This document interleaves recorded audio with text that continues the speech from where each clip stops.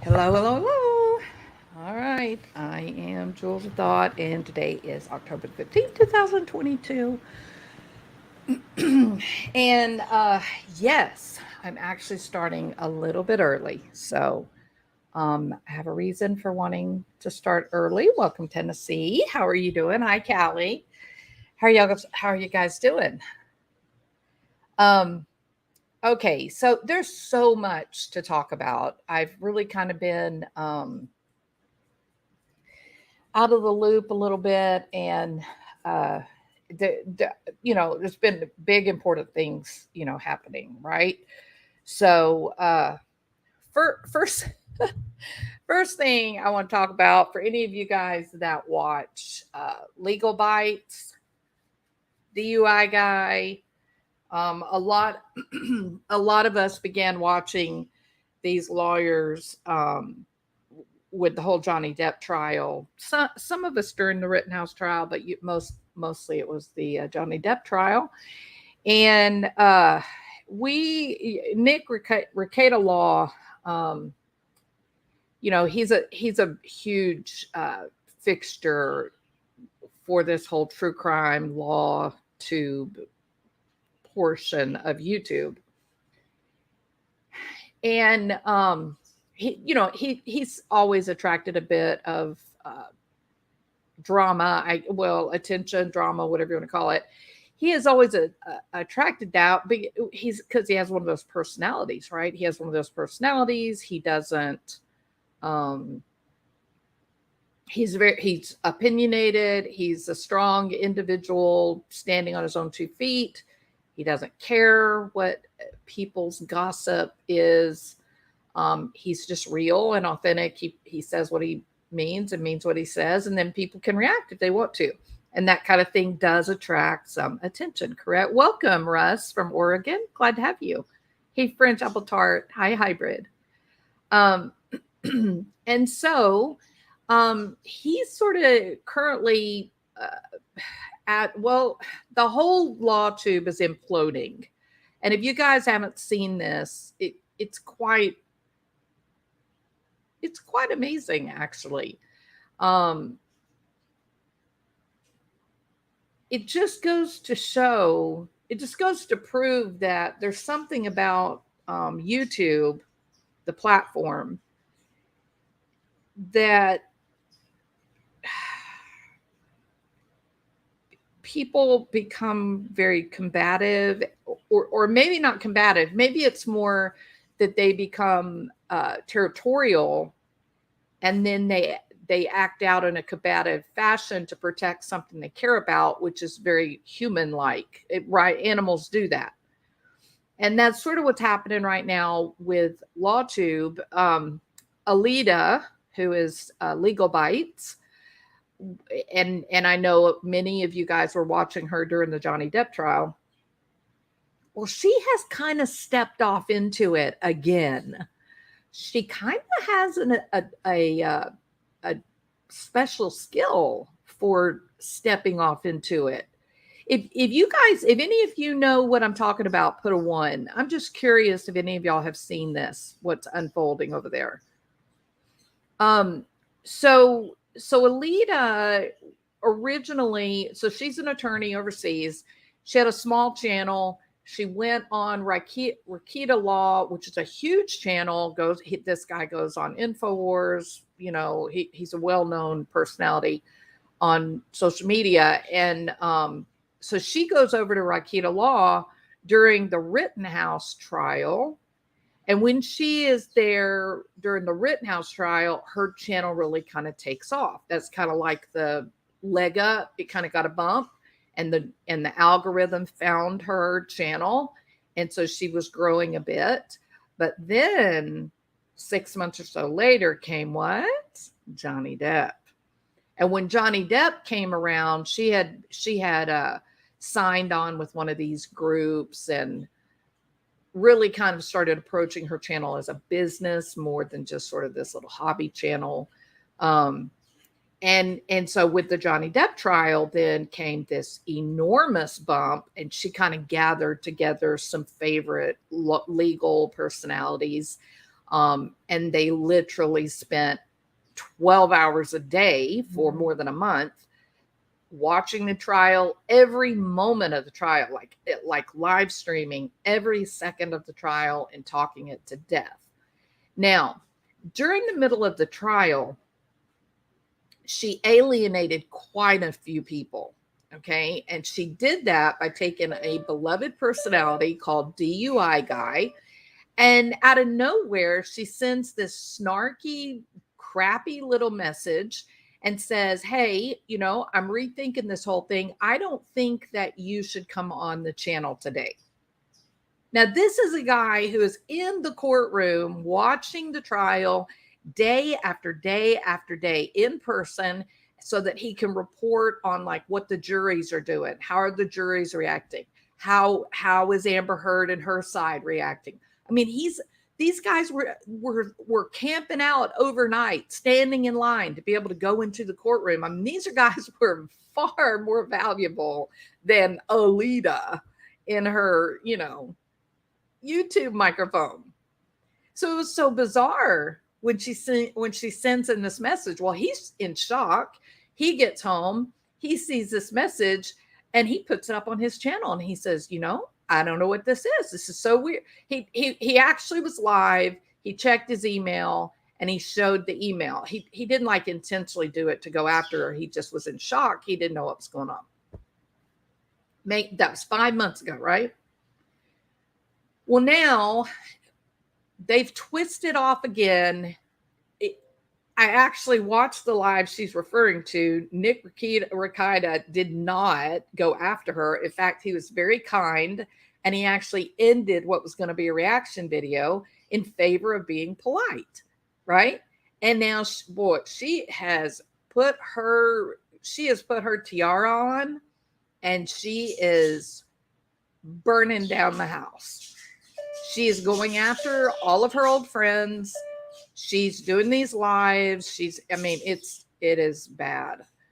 Now, she says, let me share this because I thought this was really, I'm always fascinated by people. You know what I mean? I watch them and I just wonder, why are you doing the things that you're doing? Let's see. Is this it? Yeah. So here's her stream. Now it's her stream that she's reviewing. You see her on the side chat or in the side window. And I'm thinking, listen to what you're about to play yourself. Listen. But she doesn't seem to have any insight into her own behavior and responsibility to her subscribers. So listen to what she said originally, months ago. Advise me not to say or do anything, or if I do, to do something in a very, very, very closely guarded kind of way. So, look, whatever I say today is not directed at this is Nick as a person. This is Nick Rekieta. He's about to review her attack video. So rather than now look at how disingenuous Alita, I'm gonna admit I watched you a lot during the Depp trial, but I walked when you did what you did with DUI Guy because it was just so petty and curious. It was odd, it seemed to be created drama with the intent purpose of creating drama, that maybe you thought that was going to help give you a bump on your channel. And then what you did here just a couple of nights ago, Nick Ricada, what you didn't show is you showed the beginning where he's like, okay, I'm going to do a reaction video. I really probably shouldn't do this, but I'm going to go ahead. He gets into it only minutes, not even 3-4 minutes. And he can see that this video that she's made is going to make her look really bad. And you know what he does? He turns it off. He turns it off. He says, you know, no one has the right to police another person. We should all stay in our own lanes. And then he went on and covered something completely unrelated. And he did that out of kindness to Alita. So here she is now. She's, you know, one skin twisting off, one skin creating drama. And she's blaming other attorneys for her. She's blaming other attorneys for her channel losing views, right? She's losing views. She's losing subscribers. But isn't that the whole problem in YouTube, in building a channel off a big, like, boom? Like, you get in on one of these big cases, or there's a big drama, and you find yourself a part of it, and you get a great deal of views all at one time. You get additional subscribers, but then eventually it has to come to an end, doesn't it? The drama comes to an end, and then what happens? And then slowly everything kind of goes back to normal. Most people that have been on YouTube, you know, for a little while, they recognize that pattern. They're happy to get the bump, but then when things settle back down to normal, then they just ride that wave. They're just calm with it and cool. Alita is not doing that. She is really acting out. And so, you know, anybody that may know her, she needs to back off. Quit attacking people. Focus on your topics, your content, and just be calm and relax, because another trial will come along. Something else will come along. But if you alienate all the other attorneys in y'all's Lawtube, if you alienate everybody, what will you do then? So, Alita, you know what? Take a week away from your channel. It can't grow by leaps and bounds every day. That's not even possible. And maybe you've got too much of your self-esteem, identity invested in this channel. Walk away from it a couple of days and get some perspective, and then come back and get back to making your good content, and stop going after people. Nobody ruined your channel. People stopped watching because they got weary of the drama, weary of the backstabbing and whatnot. Kathy says, DUI guy was obnoxious and he knew it. Yeah, so I'm not making any comment on an individual personality in terms of, oh, I like him or I don't like her or whatever. Her reaction to him was odd. He was a person that was there in the courtroom. People were getting firsthand knowledge from his observations, and he brought in, you know, these other two. His reaction that day was no different than every other person. Did you see, Kathy, go back and look at Ben Chu, how Ben Chu reacted in that exact moment that that DUI guy reacted. They had exactly the same reaction. So it's, you know, DUI guy is decidedly younger. Everybody has a different personality. That's why YouTube thrives, because we all find different channels that we enjoy based on the personality of the creator. And it all works if people stay in their lane. You know, I don't understand why there's so many people on YouTube that decide that they know more than the founders of YouTube, and that they're the ones who are going to decide who gets to be on YouTube and who has to go away. And, oh, you deserve a channel. You don't. You're a bad actor. You're a good actor. It's just, I think it's narcissism. I think people that are high in narcissism believe that they're the only ones that are good enough to have a channel and all others should not. And the reality is that when YouTube was developed, the idea was the channels that get the views, they get to exist. And the channels that cannot attract views, they don't. And that it's not about one person being Lord God and passing judgment on another person. It's just not like that. All right, now that, so are we at 12:30? We are. Okay, 12:30. So let's get started on the video. But my message to Alita, legal bytes, take some time away from the keyboard, get reoriented, don't attack your old friends, leave it alone, and just be calm. This is just you're having a correction in your channel numbers. The correction is natural. Think about the stock market. You've been in a boom. You got all these viewers and all these subs, but it's time now for correction. So just sit back and just sort of coast and let the correction happen. And then there'll be another big trial and you'll get another big bump if you don't burn it all down. But I promise you, Alita, you screaming and yelling, being angry at people, pointing your finger, saying you caused my channel to tank, you destroyed my channel, you're alienating the people that like you. They don't want to listen to all that. They just want to come and listen to you talk about law stuff. So do that. Make your good content. Move on. All right. I have been lying low with the tube, but I can't stop disliking that one person, and I am sorry. Well, some people work harder than others for that dislike. Can we agree?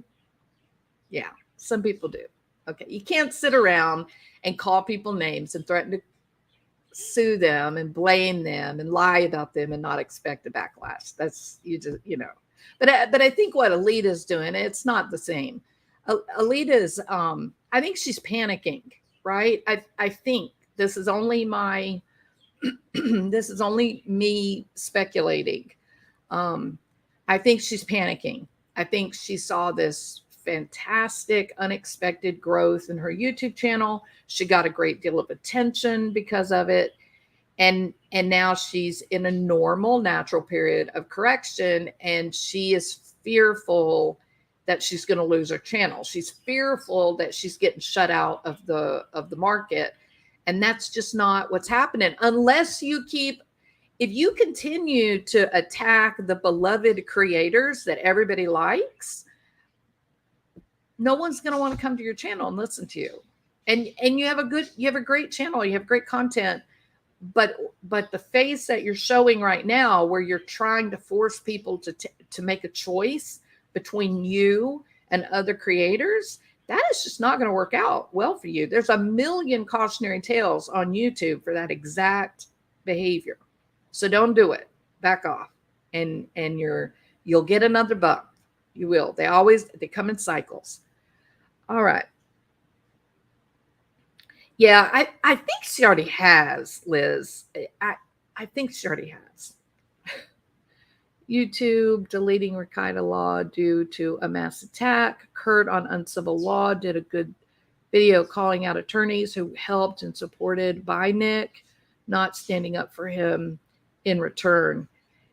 Yeah, and Legal Mindset, Andrew spoke out. It was very, yeah. But I think Rikaida Law is back, right? He just had like a 7-day ban or something. He's back now. Yeah, these groups that get together and do these fake attacks, they're, I think that's a weakness YouTube has that they should try to work on. Yeah, exactly, Michelle. Yeah. Okay, peeps, let's move on then with this. Okay. So we've had some drama in the Nikolas Cruz verdict. Of course, he pled guilty, and then they did the penalty phase, as you all know. And ultimately, one person, 11 out of 12, voted for life. Okay. Now, it was a grand disappointment. And the day that the day that they only deliberated for one day. I mean, it wasn't even a full 24-hour period. And I think everybody was in complete and total shock. And in the aftermath, it was fairly strange because the judge polled the jury, and we had multiple people that were openly weeping. And two of them said no. And then we found out yesterday that there was additional drama that played out before the reading of the verdict. There was a jury person that tried to get one of the bailiffs to either speak to the judge or to give a note to the judge, and the bailiff said no, we can't do that. Ultimately gave the person a pen and paper. They did the reading. It was pretty crazy. It was definitely unusual. And then in the aftermath, then there were phone calls that were made to the jury's chamber. There were phone calls that were made to the prosecutor's office. And to make a long story short, there was a lot of fireworks in the jury room during deliberation. There was a jury person who threatened other jury members. And remember, they had the case less than 24 hours. So I'm going to think it must have been a doozy. Whoever was doing the threatening, whatever the story was, it must have been bad for them to say, okay, all right, if you want to go with life, fine. And then, I sort of,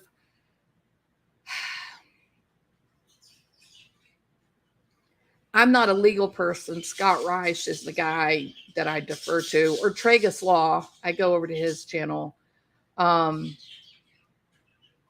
It just seems like to me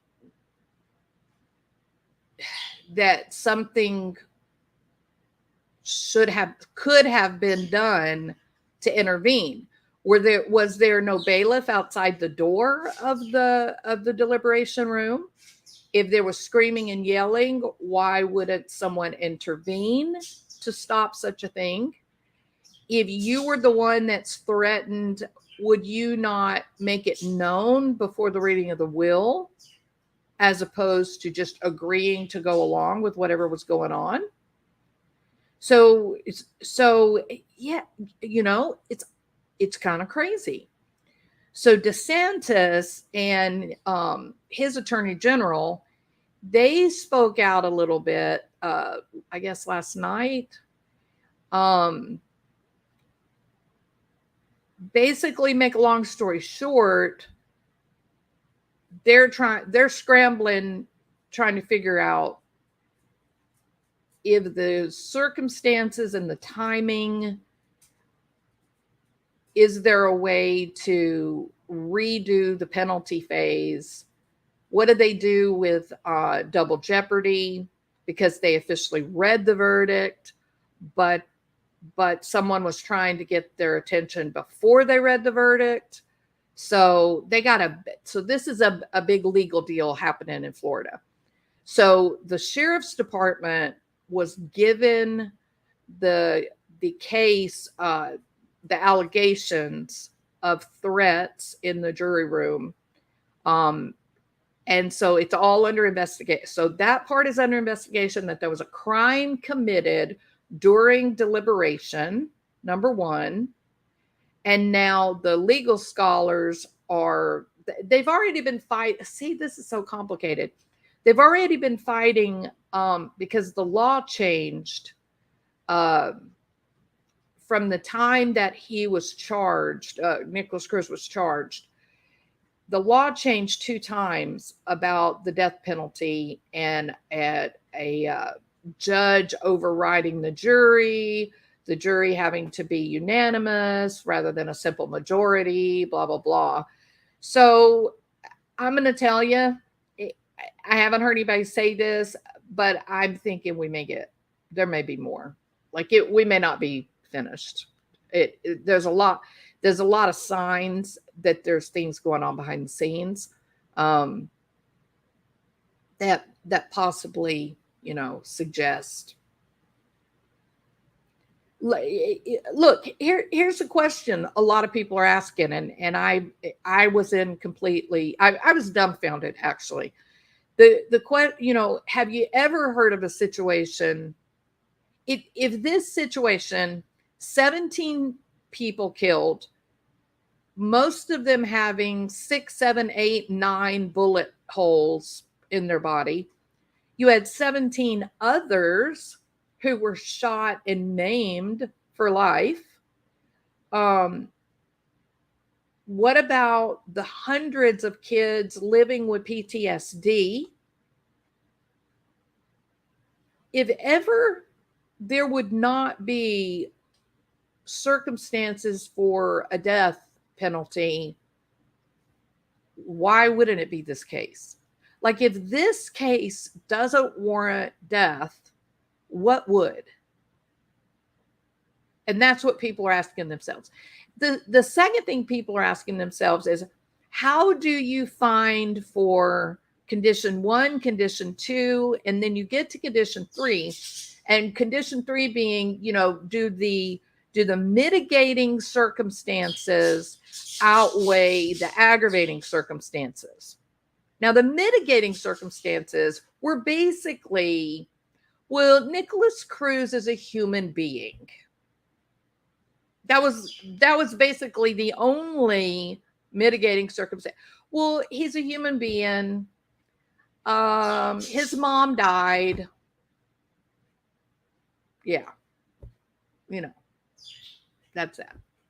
It wasn't an aggravating factor that he grew up receiving special education services throughout the entirety of his education. That was actually supportive of him. That was the state helping him. So the only mitigating factors they had was, well, number 1, he's a human being. Number 2, his mom died. That's it. That is it. And yet this guy was allowed to walk through that school building, finding 34 people to unload 139 bullets into their bodies. 34 people. And he said the reason that it was only 139, because he had more bullets, he had more clips, he had more guns. The reason was because he couldn't find anyone else. He couldn't find anybody else to shoot. He went back to the same body multiple times and shot him some more. And when he couldn't find anybody else to shoot, he tossed the gun and he walked down at the end of all the kids walking out. Walked away with them. He bragged. He made video in the day ahead. His body count, as he called it, quote unquote, body count was 20. He damn near did it.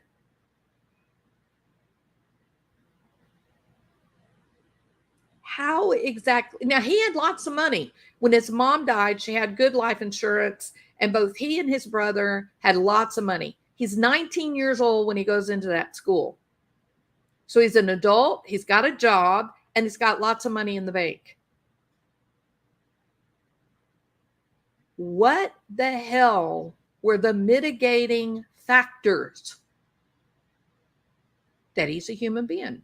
And if that is the way it stood, then you've got a jury member who lied. You remember in the Scott Peterson, trial, you remember strawberry shortcake, right? And she had been a victim of domestic violence, but she lied and said, no, I wasn't. And that caused them to revisit the case years later. And it went from being a death penalty case to life without parole.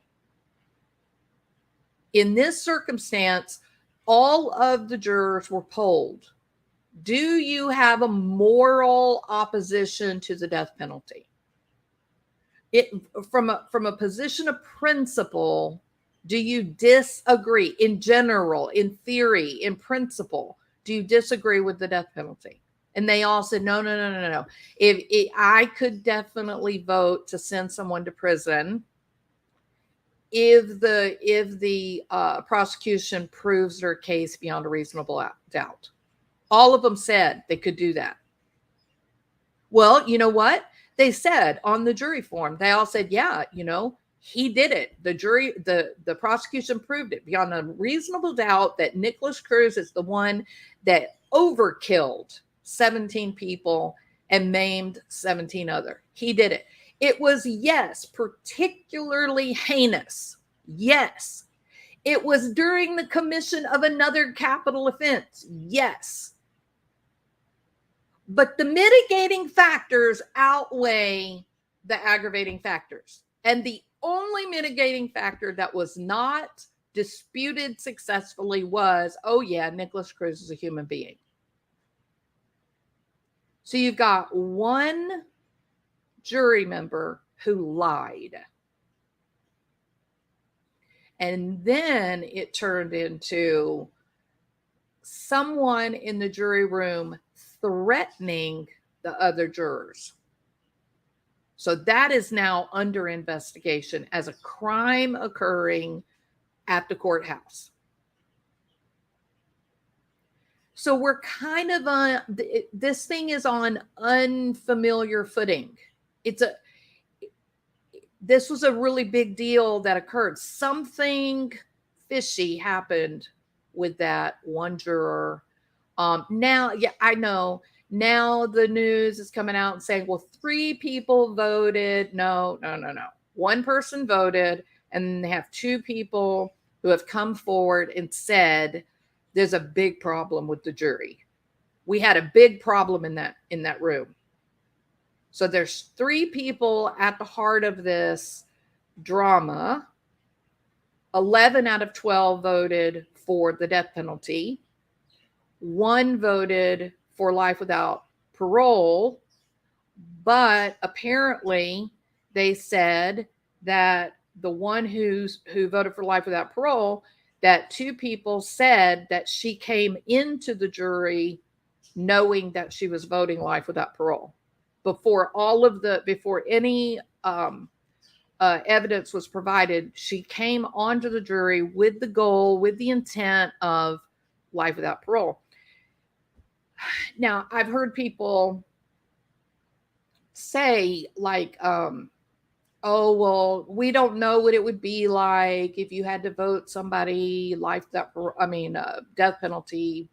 But the problem with that is that these jurors answered that question beforehand. And they said, no, I don't have a moral opposition to the death penalty. In principle, I agree with capital punishment. I don't have any trouble with that. And yet, with no kind of breath, no hesitation, no kind of mitigating factors, nothing, saying that everything was provided and upheld by the prosecution, then how do you turn around and say that the mitigating factors outweighed the aggravating factors being 34 people shot with 139 bullets. Some of those kids had 8, 9, 10 bullets in their bodies. We're not even talking about the hundreds of kids and teachers dealing with PTSD every day. It's egregious what that jury did. Those family members, those students that were there that day that it all happened, those teachers, they were re-victimized yesterday on the highest level. They were re-victimized.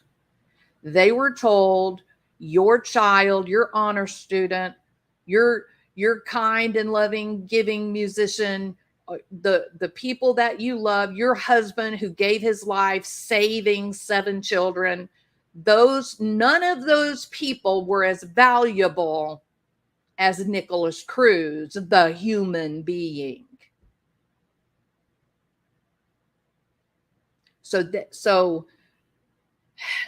this is drama, and it's not over. And the reason that I believe that it's not over is because you have the governor and you have the attorney general that are speaking out currently, saying something far outside of the ordinary happened in that courthouse, in that deliberation room, and they are looking at the law, and they are consulting legal scholars, and they're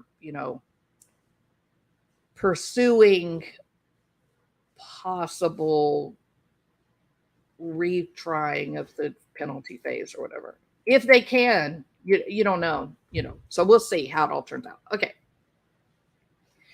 now the reason that the title of this video, I wanted to go back and I wanted to revisit the failures that led up to Nikolas Cruz destroying the lives of hundreds of people that day, that ultimately ended up with 17 people maimed for life and 17 people dead and gone from their families and loved ones. The failures that led up to this are that they almost served like as prologue to what was going to happen in that deliberation room. When you look at this case from the beginning to the end, it's almost hard to believe that it's real. It's almost one of those situations where you think to yourself, statistically, what is the possibility that this really all happened by chance? It's not very good. So let's just go back through it, okay? On February the 14th, 2018, in Parkland, Florida, the Marjorie Stoneman Douglas High School, you had a 19-year-old Nikolas Cruz, former student, and he had been a special education student from elementary all the way through high school. There were many reports about him. People were scared of him, not just students. There were teachers that were scared of him. He had multiple therapists throughout the years. Everybody knew something was wrong with Nikolas. He shot 17 innocent people, killing them. He shot an additional 17 who, some of them are in wheelchairs the rest of their lives, blinded, the gunshots destroy the body. So it's not just the 17 that are dead. There were 17 others shot. And then, trust me, I've worked with some of these kids that were in a school at the time of a mass shooting and who are trying to live a normal life, and they're weighed down by their level of trauma and flashbacks. No. His victims were not 17 that were buried. That he destroyed hundreds of families. He destroyed hundreds of people's futures. And he got off. Last night, he went and had dinner and he ate dessert. He went to bed reading a favorite book. He's got girlfriends that he writes back and forth with. He gets on the phone and he talks to these women from all over the world. He's living his life. The tragedy abruptly ended the lives of kids who had dreams ahead of them, and it stole from their families the right to watch their children become adults and live out their dreams. The perpetrator was found guilty of 17 counts of premeditated first-degree murder and 17 counts of attempted first-degree murder, and that's for the ones that were shot and survived. To the victims, families, and friends of those who were killed or injured on that day, FBI Director Wray came out and said, we're so sorry, and there's nothing we can do to undo the hurt and the loss that you feel. But most people didn't really know that it was the FBI that dropped the ball. Remember when I said that people were afraid of Nikolas Cruz? That there had been multiple reports to teachers, principals, parents. Well, it came out later in the investigation that people had actually contacted the FBI about Nikolas Cruz. The FBI received 2 separate tips, and possibly more. Ray was a bit wishy-washy about acknowledging exactly how many reports, but sleuths were able to find examples of 2 times on the internet where Nikolas Cruz was vocal about wanting to be the next school shooter.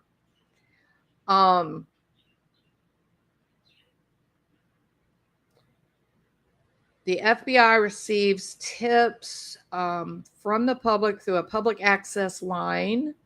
It is a call center that will accept phone calls, electronic tips, and public leads. There are 56 field offices to take these tips. The access line is responsible for receiving and vetting information from the public, and then disseminating that actionable information, tips, or leads to either special agents or further analysts. The volume of calls can be up to 750,000 a year. On September the 25th, 2017, the FBI received an email from a person in Mississippi who indicated that Nikolas Cruz had posted on his YouTube page, "I am going to be a professional school shooter." And he signed his name, spelled correctly, with his face, Nikolas Cruz. In response to the tip, the public access line opened what the FBI calls a guardian lead. So meaning the person who was responsible, who saw this Facebook post, contacted the FBI and said, "Hey, this is scary. This kid is scary. You guys need to check this out." And they're calling that person a guardian, as in like guardian angel. How would you today, right now, after yesterday, how would you like to be that one person in Mississippi that made the call? That one person, that guardian that contacted the public access line of the FBI and said, "There's a kid online, Nikolas Cruz, his face is there, we know where he lives, and he's saying he wants to be a professional school shooter." Horrible, right? Nightmare. Another casualty of not just Nikolas Cruz, but the FBI and their failure to act.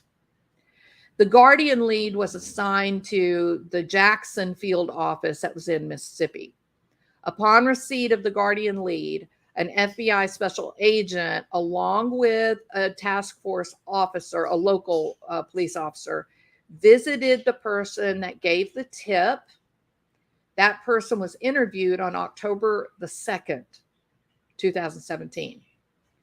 At the time of this interview, the agent was provided a copy of a screenshot of the subject's post. The agent conducted searches of both FBI databases and open sources, believing the true identity of the poster could not be determined. The guardian lead was closed a week later. October the 11th. No other investigative activity.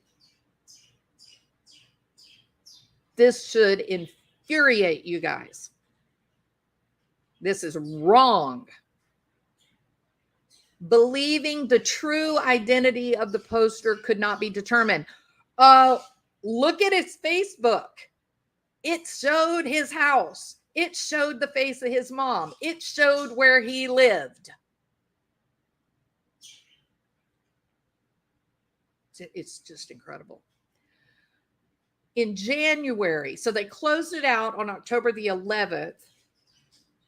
3 months later, January the 5th, the FBI receives another tip, a phone call this time, not email, a phone call to the public access line. The caller identifies herself as a close friend of the Cruz family.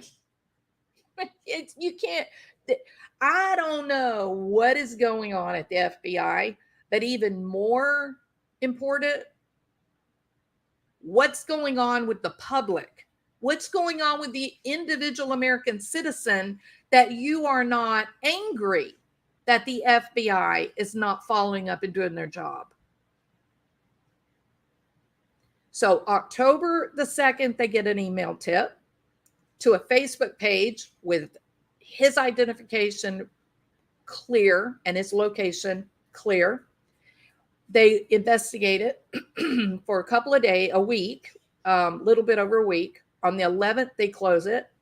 And then less than 3 months later, January 5th, they get a phone call this time, and it's from a family friend, someone who knows Nikolas Cruz firsthand. The caller provided the following information about Nikolas Cruz. Statements Cruz made about harming himself and other people. That this family friend, and actually Cruz was living with this person, heard him making threats against other people as he walks around with a handgun in the elastic of his boxer shorts. He's sitting at the breakfast table eating cereal, and he's got a handgun, a Glock, in the waistband of his boxer shorts.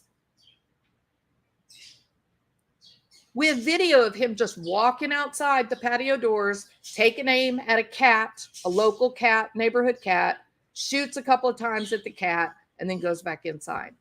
The neighbor was afraid of Cruz because he was always coming outside and shooting. Now you've got someone who knows Cruz firsthand less than 3 months after FBI looks at a Facebook page and sees this same exact kid saying, I'm going to be the next school shooter. Oh, no, we don't know who that really is. I don't know. No. You go into his school records, which the FBI can have access to, goes into school records, and there's complaint after complaint after complaint after complaint after complaint of this violent, unstable, impulsive young man. Not only does the caller, this family friend, someone who knows Cruz firsthand, not only does this person tell the FBI that Cruz is talking about killing others and killing himself, Cruz is also making references to joining ISIS. They also relay a story where Cruz actually got a rifle and threatened the life of his mother. He made multiple gun purchases, including ammunition purposes, in a short period of time. He often talked about wanting to kill people, that he thought that it would be funny and fun to kill people, and that he didn't know how much longer he could wait because he felt like he was going to explode. He was frequently, let me say this accurately. So he often talked about mutilating animals. He was caught in the act of basically overkilling dog. And then around the neighborhood, people frequently began finding cats and dogs that had been partially skinned, legs cut off, things like that. And they all said, oh, the little creep next door did it. And the coup de grace from this contact, January the 5th, the coup de grace was that this person that he was living with wasn't really afraid for their own lives, but they were terrified that he was actually going to try to shoot up a school. Within 3 months, the FBI, the premier law enforcement group in this country, knew what he was up to. All the hallmarks of psychopath were in place. The history, the documented history, educationally, socially, was complete. The caller also noted that Cruz was 18 years old, but had the mental capacity of a 12 to 14-year-old. She indicated that she was very concerned, and she had also contacted the Parkland Police Department, Scott, whatever his name is. Upon finishing the call, the FBI operator conducted a search of FBI databases and he did find the closed Guardian lead that was coming out of Mississippi in that previous October.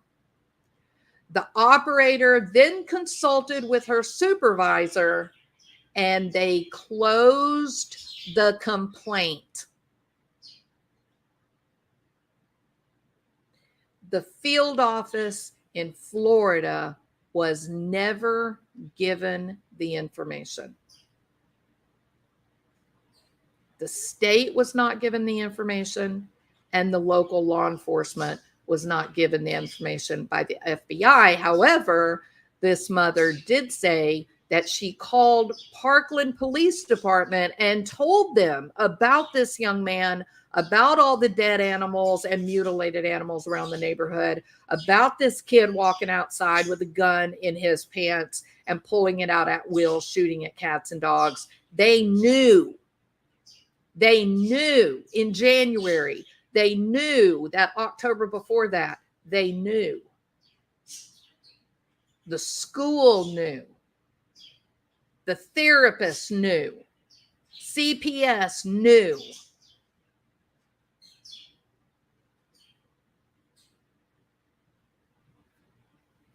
Now, when the shooting occurred, FBI officials found out about these two complaints. And then they go on and make an accountability to the people of the community, saying, you know, the FBI is committed to maximum transparency. Well, you know what you can do with your maximum transparency? I've had enough of all this political correctness when it comes to the lives of children, professionals working in schools, people that are willing to cover up crimes. I've had enough of, Kylie Rodney drowned, but there's no water in her lungs. The state of her body is not consistent with the person that dies by drowning, but it was an accident. And people are running around the internet saying, oh, well, if you don't accept the ruling that this was an accident, then there is something wrong with you. I am going to take a different position because I know who I am. If you can accept that Gabby Petito's lungs had no water in them, they were not heavy as is customary for a drowning, and she had no water in her stomach, meaning she would have been gulping for air in the final throes of death. But you're willing to accept that that is a drowning. Why? Because Sam Brown says so? Because Shannon Moon says so? Shannon Moon couldn't even pull her eyes up off the floor at the final press conference. Her shame was so heavy and deep. The big question for me today, though, after the farce that took place in that deliberation room, less than 24 hours determining the difference between life in prison and death, the big question I have is about these FBI agents today. Where do they stand? How are they doing with their level of shame? Can they lift their eyes and meet the eyes of the public in Florida and Mississippi? This FBI Director Ray says, while I cannot fathom the agony, horror, and anger of the parents of these young people who were robbed of their futures, I do again want to express our sorrow and remorse to family members. Well, that is damn big of you. That is damn big of you. What about the 17 kids that are walking around today with fragments still in their bodies? What about the kids that aren't walking because they're going to be in a wheelchair for the rest of their lives? Have you considered those? How about the kids that have not ever been able to finish their education or go to college because the level of PTSD that they are left with is like 25 wet blankets on top of their head? They can't move their arms, they can't lift their head, and they can't see beyond their own nose. Because your boy, Nikolas, got to live out his sick dream.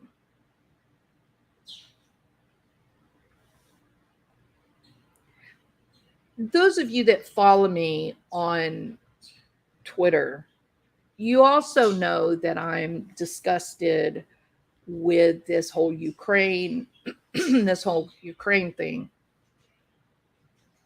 And it really all follows the same breakdown in society, in my opinion. And it is that we've lived so long in a state of affluence. We've lived so long in a state of affluence and safety and comfort that we're too quick to disregard the nightmare. We're too quick to disregard the reality of monsters who walk among us. You think I'm talking about Nikolas Cruz as the monster. You would be wrong. The FBI agents that went and talked to the complainant in October, and the FBI agent that took the call in January, and the director of that field office that said, close this, there's nothing to it. Those are the monsters that I'm speaking about. Why? Because the task of public safety was left in their hands, and they abdicated their authority and responsibility. They walked away from something that was going to require, a long report, and it was probably all a nothing burger. So we just won't worry about that, right? Where are they today? Where are they? Did those FBI agents, did they have the courage to come out and speak for themselves? Or are they standing behind Director Ray, who was unprincipled enough to say, hey, you know what? For real. I don't know what agony you're living in. I don't know about the horror that your child experienced as 8 or 9 high velocity bullets entered his body and ripped him to shreds. I don't know about all that, but I can tell you the FBI is committed to transparency in the future. And man, we are so sorry this happened to your kids. This is an abomination. This is a miscarriage of justice on the absolute highest level. And I am not just talking about one lying juror, one activist juror who is just individually opposed to the death penalty in principle. I'm not talking about that one person. That one person was not given the responsibility of trying to keep the public safe. That is one political ideologue who's doing what they can do to try to affect some little bit of force for something they really, really believe in. I am talking about the FBI agents, the FBI offices in Mississippi and Florida that abdicated their responsibility to the people of this country. That is what I'm talking about.